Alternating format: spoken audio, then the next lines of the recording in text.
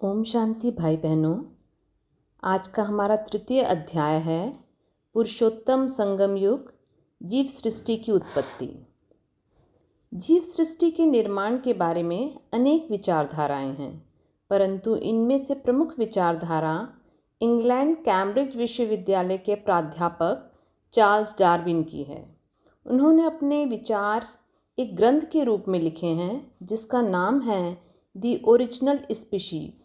उनकी मान्यता के मुताबिक जब सृष्टि का निर्माण हुआ तब सृष्टि पर पानी ही था और पानी के अंदर छोटे जंतु अर्थात कीटाणु थे। जैसे आज भी पानी के अंदर थोड़ी मिट्टी रखते हैं तो मिट्टी द्वारा पानी में जंतु पैदा हो जाते हैं। उसी प्रकार से एक कोशी या एक लिंगी कीटाणु स्वयं उद्भव हो गए पानी और हवा के आपसी संपर्क से। समय बीतते बीतते उसी एक कोशी कीटाणु के अंदर उत्क्रांति हुई और एक कोशी से वह द्विकोशी या द्विलिंगी बना। फिर उत्क्रांति होते होते द्विकोशी से थोड़े बड़े जंतु उत्पन्न हुए और बड़े बनते बनते पानी के अंदर की जीव सृष्टि जैसे कि मछलियाँ आदि निर्मित हुईं। पानी की जीव सृष्टि में भी लाखों वर्षों के बाद ऐसे जंतु पैदा हुए जो पानी के अंदर तथा जमीन पर भी रह सकते थे, अर्थात वही पानी के जंतु फिर जमीन पर आकर रहने लगे। फिर उनमें उत्क्रांति होते होते जमीन के ऊपर रहने वाली जीव सृष्टि का निर्माण हुआ और कालांतर में उत्क्रांति के सिद्धांत के अनुसार उनमें से बंदर बना और उसी बंदर से फिर मनुष्य सृष्टि का निर्माण हुआ। चार्ल्स डार्विन के सिद्धांत को उत्क्रांति का सिद्धांत कहते हैं, उसे थ्योरी ऑफ इवोल्यूशन भी कहते हैं।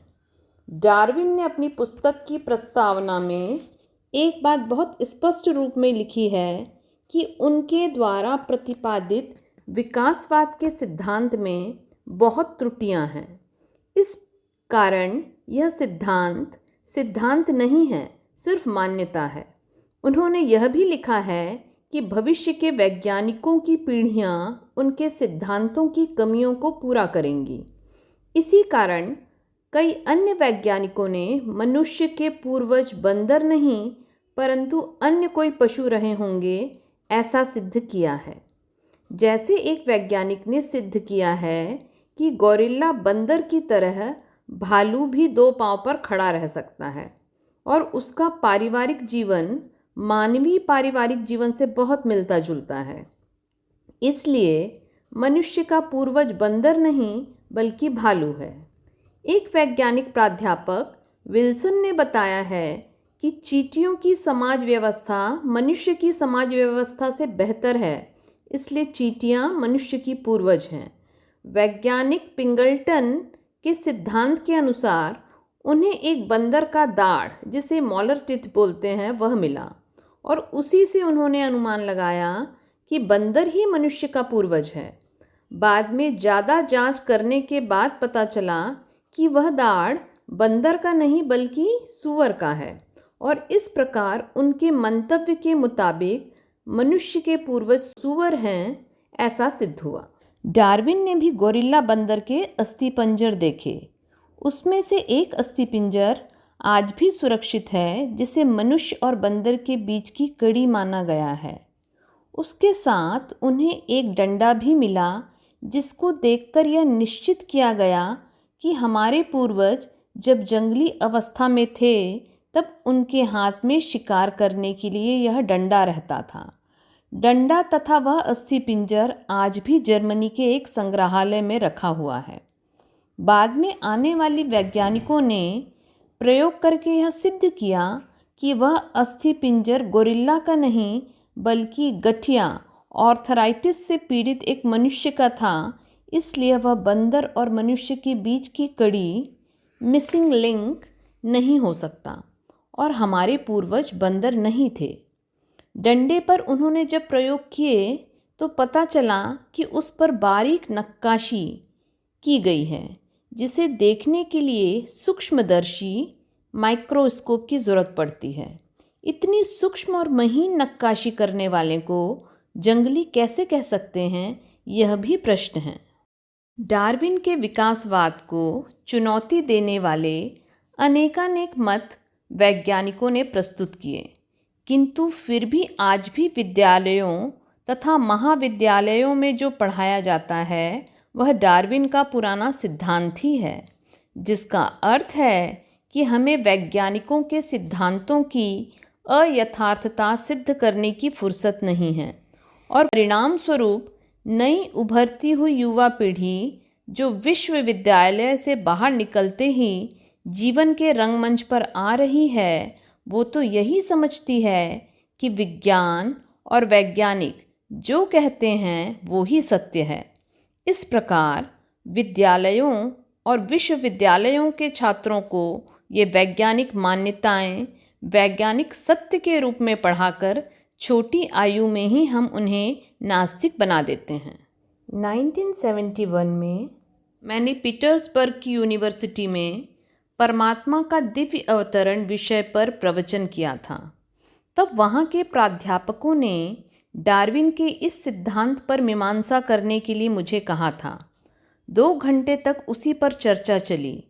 अंत में वहाँ के विद्वान श्रोतागण भी आश्चर्यचकित होकर इस बात पर सहमत हुए कि विज्ञान के क्षेत्र में इस प्रकार के भ्रांत सिद्धांतों का अभ्यास कराना ठीक नहीं है। वैज्ञानिकों के सिद्धांतों के बारे में सर आइजक न्यूटन ने यह सत्य कहा है कि सत्य हमेशा सापेक्ष होता है।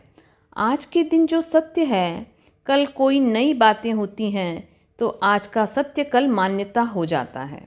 इसलिए प्रजापिता ब्रह्मा कुमारी ईश्वरीय विश्वविद्यालय का दृढ़ विश्वास है डार्विन का विकासवाद का सिद्धांत तथा भारतीय तत्वज्ञान के सिद्धांत थोड़े मिलते जुलते हैं। डार्विन ने पहले एक कोशी जीव अमीबा, बाद में मछली अर्थात जलचर, फिर स्थलचर जैसे बंदर, मनुष्य, इस प्रकार उत्क्रांति मानी है। दशावतार में पहली मछली के रूप में दिव्य अवतरण परमात्मा का, बाद में वराह अवतार माना गया और फिर कूर्म अवतार जो जलचर और स्थलचर दोनों प्रकार के होते हैं। फिर नृसिंह अवतार अर्थात पशु और मनुष्य के बीच की कड़ी के रूप में अवतार। फिर मानव परंतु वामन अर्थात छोटे कद का, और यह वामन फिर विराट बनता है। और परशुराम अर्थात युद्ध, हिंसा और परशु जैसे शस्त्र धारण करने वाला। फिर 16 कला संपूर्ण राम और बाद में पूर्ण पुरुषोत्तम कृष्ण के रूप में अवतार। फिर अहिंसा का संदेश देने वाले गौतम बुद्ध और अंत में विनाश के समय कल्कि अवतार। इस प्रकार दशावतार में भी एक प्रकार का विकासवाद या उत्क्रांति ही है, चाहे शारीरिक, चाहे मानसिक या वैचारिक मानी जाए। दशावतार का सिद्धांत उत्क्रांति के सिद्धांत से थोड़ा मिलता जुलता है, ऐसा भारत के कई तत्वज्ञानी मानते हैं। यह बात पाठकगण को बताने के लिए लिखता हूँ। जीव सृष्टि के निर्माण के बारे में ईसाई धर्म और इस्लाम धर्म में भी लिखा गया है। आदम और ईव या हूर की कहानी बताई गई है, जिसमें आदम और ईव को सेब, एप्पल खाने से निषेध किया गया था, लेकिन आदम और ईव या हूर ने उस निषेधित सेब का सेवन किया, जिस कारण मनुष्य सृष्टि का निर्माण हुआ। ईसाई और इस्लाम धर्म के अनुसार आदम और ईव या हूर मनुष्य सृष्टि के पूर्वज थे और वे सब स्वर्ग में रहते थे। इन सभी सिद्धांतों की थोड़े में व्याख्या की गई है, क्योंकि हमारा लक्ष्य तो परमात्मा शिव द्वारा बताए गए पुरुषोत्तम संगम युग की महत्ता को समझाना है।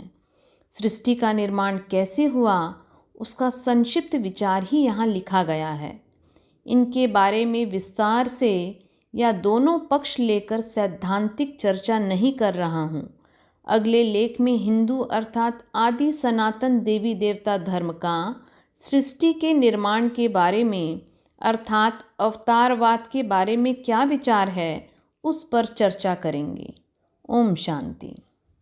आप सभी दैवी भाई बहनों से निवेदन है कि कृपया आप इस चैनल को अधिक से अधिक लाइक, शेयर और सब्सक्राइब करें, ताकि हम इस ईश्वरीय ज्ञान को जगत कल्याणार्थ आप सब तक पहुंचाते रहें।